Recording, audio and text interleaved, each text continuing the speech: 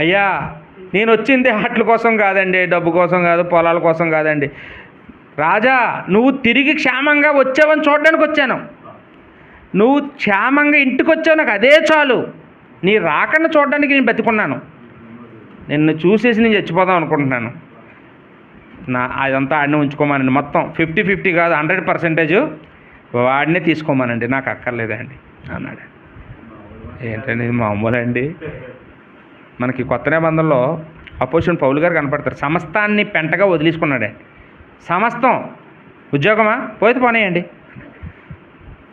అన్నీ వదులుకున్నాడండి.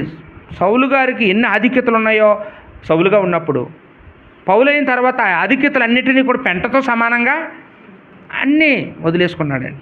ఏది పోయినా బాధపడలేదండి. ఎంతమంది నిందలేసినా, ఎన్ని కష్టాలు ఎదురైనా భరించేశాడండి.